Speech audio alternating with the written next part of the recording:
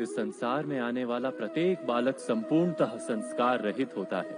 उसके अंतर पर ना किसी अच्छे संस्कार के चिन्ह अंकित होते हैं, ना ही बुरे संस्कार के। अर्थात जन्म से बालक में ना कोई गुण होता है और ना ही कोई दोष।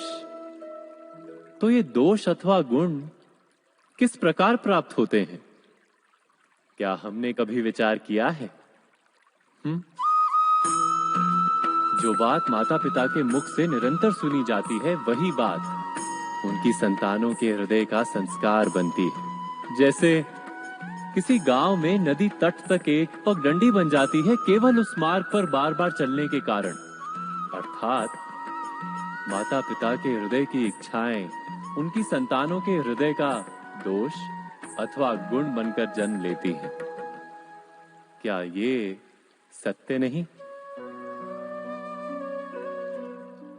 पर फिर भी जब उनकी संतानों में कोई दोष दिखाई देता है तो माता पिता आश्चर्य और दुख से भर जाते।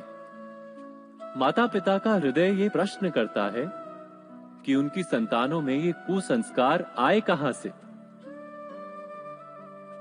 सत्य तो यही है कि माता पिता अपनी संतानों को अनजाने में ही कुसंस्कार के बीज दे देते हैं, जो उनके संतानों की हृदय भूमि पर कुसंस्कार का वृक्ष बनकर उगता है।